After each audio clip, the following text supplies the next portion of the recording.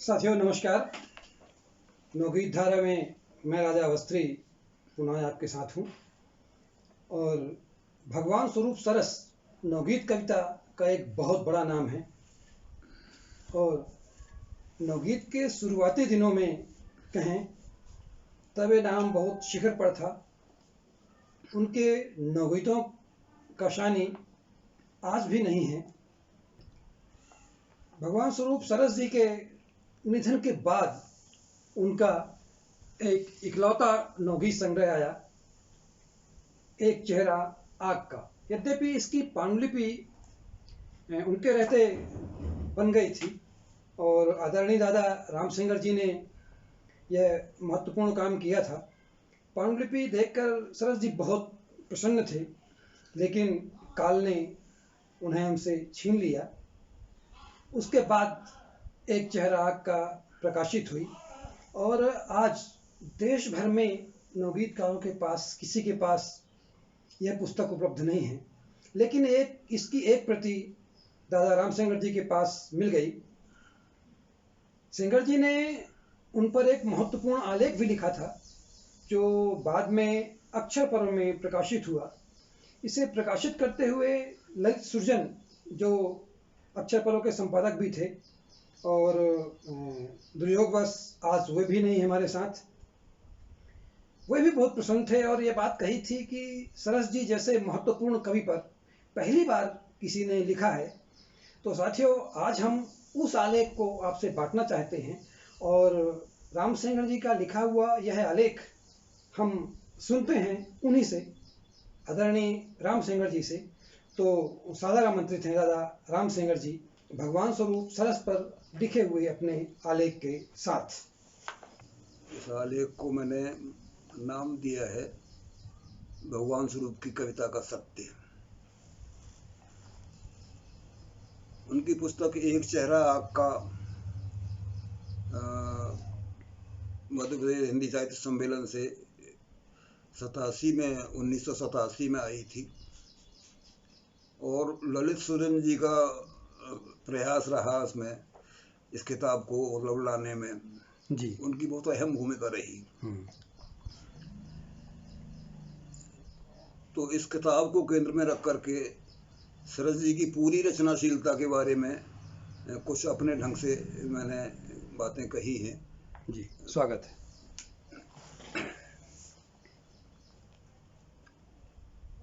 पिछले दिनों प्रकाशित होने वाले कविता संग्रहों में भगवान स्वरूप सरस के नवगीतों की पुस्तक एक चेहरा आग का अनायास ही ध्यान आकर्षित करती है।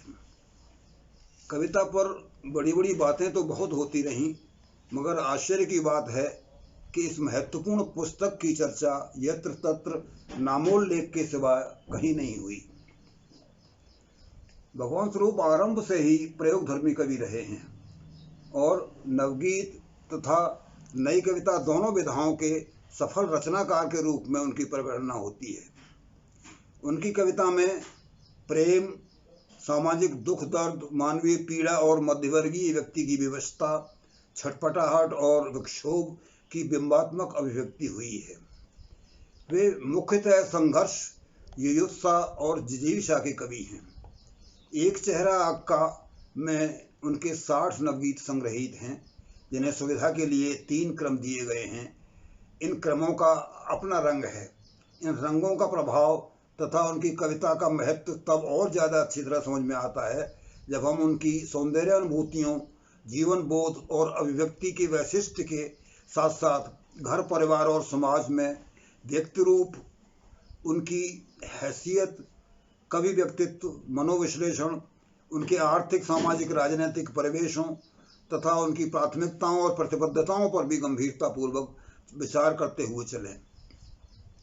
यह तभी संभव है जब हम नवगीत के प्रति अपने सारे दुराग्रहों को त्याग कर एक सच्चे सहृदय पाठक की तरह इस कवि की रचनाशीलता पर हार्दिकता की नज़र रखते हुए उसे पढ़ें। इन गीतों में मानवीय संवेदन के बड़े ही गहरे और मार्मिक संस्पर्श हैं।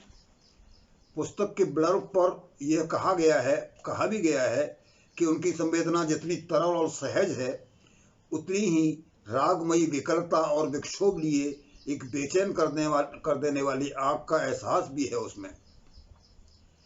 इस तरह दिन कट रहे हैं, भागवत के पृष्ठ से हम महाभारत रट रहे हैं। क्या बात है। इस तरह दिन कट रहे हैं, भागवत के पृष्ठ से हम महाभारत रट रहे हैं। एक टुकड़ा और देखिए जी। तिल धरने को जगह नहीं है, इतने बड़े शामियाने में गर्दन कहाँ छिपाएं। क्या बात है। एक काव्यांश और है कि जब जब भी भीतर होता हूँ आंखें बंद किए, लगता जैसे जलते हुए सवालों पर लेटा हूँ जहर पिए। भगवान स्वरूप सरस ने उन दंभी और चालाक कवियों के लिए जवाबदेही को लेकर बहुत सारे सवाल छोड़े हैं, जो बड़े ही गैर जिम्मेदाराना ढंग से गीत की कहन में आए परिवर्तनों को देख देख कर जले होने जा रहे थे और उसकी नवता और आधुनिकता बोध को कटघरे में खड़ा करके बड़े ही असभ्य तरीके से छाती के बटन खोल खोल कर नए गीत के अस्तित्व और उसकी अस्मिता पर एक नपुंसक क्रोध में भन्नाते हुए कीचड़ उछाल रहे थे। और उनके लिए भी जो अपने छंद और लय के ज्ञान पर इतराते हुए आंखें मूंदे कोरी गद्य को कविता के नाम पर परोसते हुए अर्थ की लय की दुहाई दे देकर गीत से घृणा कर रहे थे। होती भी क्या है अर्थ की लय? गीत न लिख पाने या उसके व्यापक और जीवंत कथ्य रूप और शब्द के स्वर संधान को न पकड़ पाने के व्यामोह में जकड़े असहाय बौद्धिकों के चमत्कारिक शब्द जाल या कोरे दिमागी फितूर के सिवा। यह तो गीत का विरोध करने वालों के लिए महज एक फतवा था, जिसके सत्य को उनसे अधिक भला कौन जानता होगा, जिन्होंने इस फतवे के ढोंग को भुनाने में कोई कसर नहीं छोड़ी। भगवान स्वरूप सरस ने लयात्मक संवेदना के साथ किए गए इस भौड़े मजाक को समझते हुए पूरी तरह लयात्मक बने रहकर इस कथित अर्थ की लय को प्रयोग के बतौर गीतात्मक रूप में साधा और इस साधना की तकनीक भी अपनी कथ्य भंगिमाओं और शब्द विन्यास के जरिए विकसित की, जिसे उनके गीतों में सहज ही निरूपित होते देखा जा सकता है। बादल को आग पर जलाकर देखा और कभी पानी पर खींची रेखा, क्या बात है। जिंदगी प्रयोगों में काट दी। बांध कर पहिए विवाही फटे नंगे पांव में, आ गए हैं हम न जाने किस अजाने गांव में। क्या बात है। छलनी छलनी लटका बावा के बावा का रेशमी अंगरखा, कोने में पड़ा हुआ वर्षों से दादी के दादा का दिया हुआ चरखा। क्या बात है। कि दूर तक उगे हुए बबूलों की पांतों पर फटे हुए दूध के चकत्तों सी चांदनी, चिथड़ों में लटकी सी पूनम की रात और क्वार का महीना है, अब तो बस ऐसे ही जीना है, तो बस ऐसे ही जीना। कहीं कहीं उनके गीतों में लय की जो तारतम्यहीनता सी जान पड़ती है, वह दरअसल तारतम्यहीनता न होकर शब्द विन्यास और लयात्मकता की कथ्यपूर्ण भावान्वितियों के नए प्रयोग धर्मी छांदसिक संतुलन हैं, जिन्हें उन्होंने अपनी आंतरिकता के साथ बड़े ही कौशल से साधा है। सच कहे तो यह उनका कोमल कांत पदावली, सदे बंधे छोटे मीटर के सांचे में ढले कथ्य और घिसे पिटे फार्मूलाबद्ध लेखन के विरुद्ध अपनी तरह का सार्थक हस्तक्षेप है, जिसमें युग सत्य के अधिकाधिक करीब पहुंचने के तथा गीत सृजन के लिए भाषा शिल्प के नए वातायन खोलने के उनके संकल्प स्पष्ट रूप से दिखलाई पड़ते हैं। उनकी कविता का एक एक शब्द अपने व्यापक अर्थ में भावों को समेटे हुए चलता है।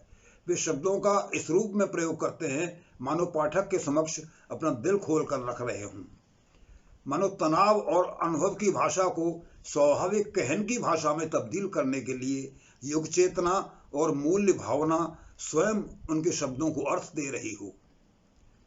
हिल रही पूरी इमारत, सीढ़ियां टूटी हुई मत चढ़, खोल बस्ता खोल गिनती रट पहाड़े पढ़, मत दिखा उभरी पसलियां, बैठ झुककर बैठ, दर्द भीगा राग से, आग से मत खेल बेटे आग से। हाँ हाँ, और चर्चित गीत है उनका। जी जी। कितना बीहड़ मकान है, खुद की भी कोई आहट नहीं, ऊपर से झरते अवसाद, देह हो गई जैसे घोंगे का खोल, पीने को सिर्फ एक पकी हुई घृणा का मवाद। एक अरसा हो गया इस अपरिचित कोहराम में ठहरे हुए, एक अरसा हो गया इस अपरिचित को हराम में ठहरे हुए, घाव जो लेकर चले थे हम कटीली रोशनी में और भी गहरे हुए। भगवान स्वरूप के गीतों का स्वर जीवन के लोक धर्मी संस्कारों में निबद्ध एक ऐसा तल्ख, बेबाक और प्रभावकारी स्वर है जो आर्थिक सामाजिक जकड़बंदियों से मुक्ति के लिए छटपटाते हुए मनुष्य की पीड़ा और विक्षोभ को असहमति के नए अर्थों में खोलता है। कौन बोले हमी केवल हमी थे सड़क पर संग्राम के पहले सिपाही, वक्त पर बेवक्त पर हमको बिछाती ओढ़ती थी बादशाही। अब हमी नेपथ्य से भी दूर धकेआए गए हैं, क्या बात, बज रहे हैं मंच पर घुंघरू छिनालों के, कौन उत्तर दे सवालों के। अपनी सूक्ष्म अंतर्दृष्टि और सच्ची आत्माभिव्यक्ति की प्रेरणा के कारण उनकी कविता में नई संभावनाओं, नई उपलब्धियों और नए अर्थ गौरव के संकेत स्पष्ट दिखलाई पड़ते हैं। इसी कारण उनकी कविता भाषा और संवेदना के स्तर पर नितांत सहज और आत्मीय लगती है, मानो रचना संघर्ष और स्थिति रक्षा का संघर्ष उनके जीवन व्यवहार के साथ एकात्म होकर प्रभावान हो रहा हो। सुबह की सोची कहानी शाम को बदली, कंठ पर जो भैरवी थी होंठ पर कजली, क्या शिकायत और क्या अफसोस आदत हो गई है, मातमी धुन पर बताशे बट रहे हैं, इस तरह दिन कट रहे हैं। गांव छूटा और छूटे बाढ़ सूखा कर्ज के मारे हुए चेहरे, नीम की हिलती हुई परछाइयों के दर्द कसकर हो गए गहरे। तोड़ आए द्वार तक जाती हुई पगडंडियां, राजपथ ये भी किसी दिन छूट जाएंगे, छूट जाएंगे ये किनारे भी किसी दिन छूट जाएंगे।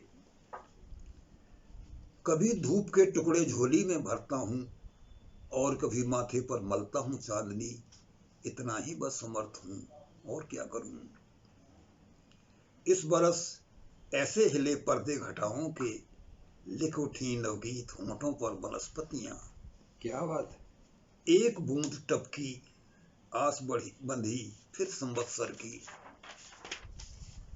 भगवान स्वरूप सरस में पुरानी भाव स्थितियों और बृहत्तर मानवीय संदर्भों से कटे निरे आत्मरोदन से भरे गीत के उबाऊ स्वरूप और स्वभाव को बदली हुई परिस्थितियों में अपर्याप्त मानते हुए उसके रूढ़ सांचों और ढांचों को तोड़कर अपना एक अभिनव कथ्यपूर्ण शिल्प विकसित किया है। यह जोखिम उन्हें इसलिए भी उठानी पड़ी क्योंकि कथ्य की चुनौतियां मोहमाए खड़ी थीं। नवता और आधुनिकता बोध के तकाजों पर पुराना गीत निपट गूंगा बना हुआ था। जीवन स्थितियों की भयावहता और यथार्थ के थपेड़ों के बीच अस्तित्व की लड़ाई लड़ रहे आदमी से उसकी संवेदना के तार कभी ठीक से जुड़ ही नहीं पाए। बदले हुए परिदृश्य को न उसने उसके साथ अंतरंग होकर कभी समझने की कोशिश की और न उसे कथ्य भंगिमा के साथ भाषा शिल्प के नए संस्कार ही दे पाया। नवगीत ने पुराने और रूढ़ गीत के इस व्यामोह को समझा और उसे तोड़कर कहन के नए और जीवंत मुहावरे का विकास किया। नई परिस्थितियों और आत्मस्थिति के द्वंद्व के बीच वह चुनौतियों का सामना करने के लिए अपने उपादानों की जांच की प्रक्रिया तेज करते हुए अपने आप को तैयार कर रहा था। इस संकल्पशीलता ने नवगीतकार को पुराने कल्पना विलासी गीतकारों से अलग कर दिया। यह गीत नवगीत की निजी स्तर की लड़ाई उतनी नहीं थी, वरन गीत की दांव पर लगी अस्मिता की रक्षा करने के लिए परिदृश्य पर उभरी खिल्ली भरी चुनौतियों से रूबरू होने की इजाजत थी। भगवान स्वरूप सरस इस सोच और संवेदना को लेकर उभर रहे प्रारंभिक दौर के उन प्रतिभाशाली कवियों में से एक थे जिन्होंने नवगीतकार के रूप में हिंदी काव्य जगत में बड़ी सादगी और शालीनता से अपनी उपस्थिति दर्ज कराई। उनके हर गीत में मानवीय संवेदना और युग चेतना के बड़े गहरे आशय और उससे भी कहीं गहरे ऐसे अर्थ छिपे हैं कि जब वे खुलते हैं तो एक विद्युन्मयी ओजास के साथ उनकी कविता निखरती चली जाती है। वह फिर गंवई, शहरी या महानगरीय संवेदना की वाहक मात्र न होकर समूची मानवीयता, प्रेम और करुणा की संवाहक बनकर स्फुरित हो उठती है। उगा आधा सूर्य आधा चांद, हिस्सों में बटा आकाश, एक चेहरा आग का है, दूसरे से झर रहा है राख का इतिहास। कि आंधियों में मोमबत्ती की तरह खुद को जलाता फूंकता है आदमी, खींचकर परछाइयों के दायरे आईनों पर घूमता है आदमी। हाथ से सा उगा दिन कांपे इमारत दर इमारत, हाशियों से खिंचे जीने, चीखते सैलाब में धसकर अकेली जिंदगी है थाती, चीखते सैलाब में धसकर अकेली थाती है जिंदगी पल क्षण महीने। बाह से जुड़ती न कोई बाह, जैसे आ गए हों हम किसी बंदी शिविर में, क्या बात, क्या किया आकर तुम्हारे इस नगर में। अपने नवगीतों को भगवान स्वरूप ने करुणा और संवेदना का एक अनूठा चेतनामय स्पर्श दिया है। इसलिए वे अनुभूत युगीन यथार्थ को सामाजिक सच्चाई के साथ तद्रूप करके उसे एक नई प्रासंगिकता दे पाए हैं। धुंधवाती कंदीलें बेहतर थी, सूरज ने काट ली चिकोटी, सन्नाटे का अपना एक अलग सुख था, भीड़ में कटी बोटी बोटी।